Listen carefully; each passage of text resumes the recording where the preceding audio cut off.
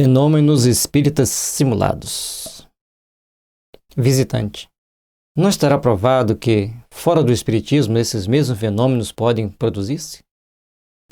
E disso não podemos concluir que eles não têm origem que os espíritas lhes atribuem? Minha doutrina espírita nunca negou isso. Pelo contrário, sempre afirmou, simplesmente ela estudou os fatos, procurou entender sua transcendência e explicá-los. Vejamos. Allan Kardec. Por ser uma coisa suscetível de imitação, segue-se que ela não exista. Que além de existir o fenômeno, ainda pode existir a imitação do fenômeno. Que direis da lógica daquele que pretendesse, por se fabricar com água de Celtes, vinho de champanhe, ser todo vinho desta espécie apenas água de Celtes? Se você pode falsificar uma coisa, tudo vai ser falsificado? Isto é privilégio de todas as coisas que apresentam a possibilidade de engendrar falsificações. Então, tudo pode existir falsificação, em tudo. E hoje em dia, nós temos todos os tipos de falsificações, falsificação de notícia, falsificação de situações, uma infinidade. Acreditam alguns prestidigitadores que o nome de espiritismo, por causa da sua popularidade e das controvérsias de que era objeto, podia servir a explorações, e para atrair a multidão simularam, mais ou menos grosseiramente, alguns fenômenos de mediunidade, como já tinham simulado a clarividência sonambúlica, e todos os gaiatos os aplaudiram, bradando: eis aí o que é o espiritismo. Então, gente, existe gente para tudo. Para tudo tem um público. Tem o público para as coisas sérias, tem o público para as coisas de brincadeira, tem o público que está na dúvida, quer se divertir, vai para qualquer lado para se divertir. Então, em cada situação tem um ponto de mutação, um ponto de reflexão. E se podia simular e atrair a multidão e ganhar um bom trocado, por que não? Não pensavam nas consequências, simplesmente queriam diversão. Quando se mostrou em cena a engenhosa aparição dos espectros, não se proclamou que naquilo recebia o espiritismo um golpe mortal? Então, em dado momento, alguém chega e fala que poderia ter a aparição de espectros, simplesmente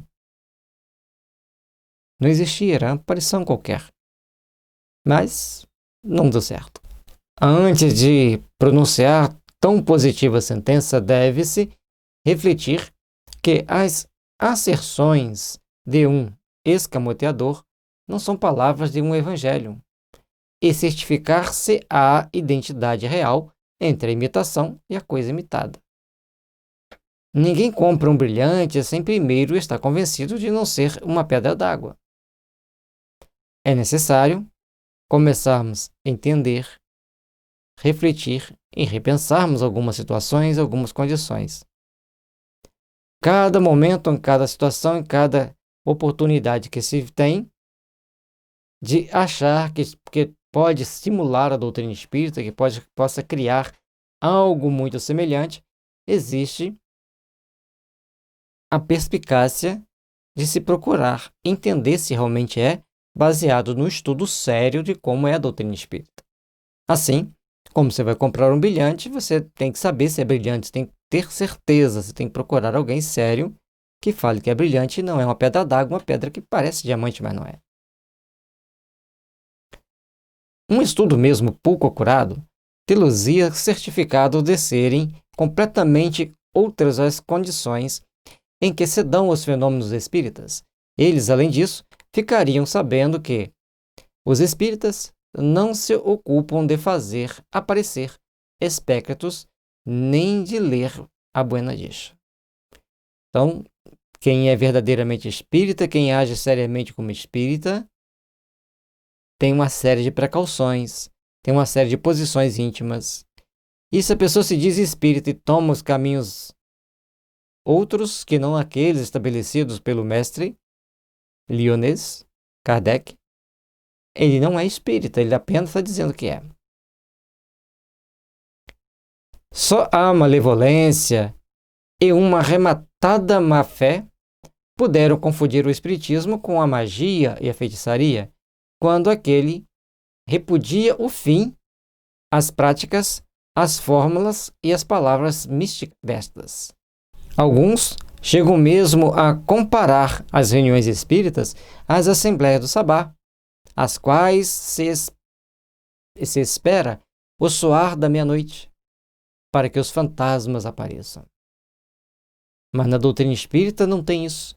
A doutrina espírita tem um toque de pureza, um toque de algo muito mais importante, de introspecção. Um espírita, meu amigo, assistiu um dia à apresentação de Macbeth ao lado de um jornalista que ele não conhecia. Quando chegou a cena mais das feiticeiras, ele ouviu o vizinho dizer: "Belo, vamos assistir a uma sessão espírita. É justamente o que eu precisava para o meu próximo artigo. Vou saber agora como as coisas se passam. Se eu encontrasse por aqui alguns desses loucos, perguntaria se ele se reconhece no quadro que tem ante os olhos." Então, naquele momento que a pessoa está fazendo uma apresentação, apenas uma apresentação, um teatro ali naquele momento, tem alguém pronto a escrever aquilo lá como uma realidade espírita, o que não era. "Eu sou um deles", disse-lhe o espírita, "e posso asseverar-vos que nada vejo que se lhe pareça. Tenho assistido a centenas de reuniões espíritas e nelas nada encontrei que se assemelhe a isto. Se é aqui que vim escolher argumentos para o vosso artigo, assevero-vos que ele não primará pela veracidade." E a pessoa deu tanta sorte, de estar ali naquele momento, falar um disparate do lado de alguém que é espírita, alguém que ia mostrar-lhe a razão, tentar chamar-lhe a razão. Mas algumas pessoas, quando elas se apegam à ideia, por mais que se traga essa ideia, por mais que se mostre essa ideia, ele se perde. Porque ele quer ficar com aquela ideia que ele tem e não a ideia correta que está sendo mostrado para ele.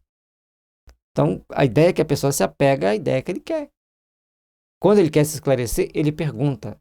A forma de se postar diante da situação é diferente para quem quer aprender e de quem tem uma concepção e quer aceitar que aquela concepção seja verdadeira. Muitos críticos não têm bases mais sólidas.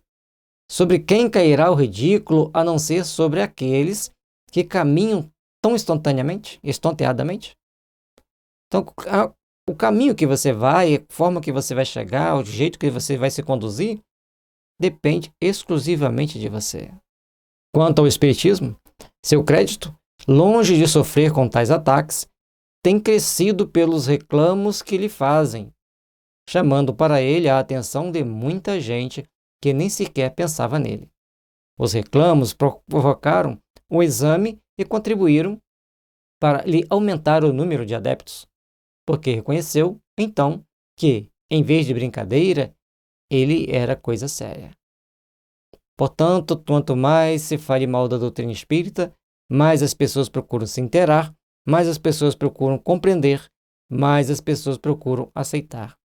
E dentro desse conjunto de fatores, desse conjunto de entendimento, as pessoas procuram se esclarecer para agir da melhor forma possível, para se conduzir no sentido de crescer, de aprimorar e de fazer valer o sentimento maior, o sentimento de integridade com o mundo espiritual. Quanto mais se estuda a doutrina espírita, mais os detratores perdem força, porque mais você se passa a conhecer. E quanto mais os detratores atacam a doutrina espírita, mais ela é divulgada. Portanto, procuremos estudar a doutrina espírita, compreendê-la e deixe que os outros sigam seus caminhos, porque Deus a todos conduzirá ao caminho do bem. Mas As estradas não são iguais para todos. Cada um segue uma estrada, cada um segue um princípio, cada um segue um caminho.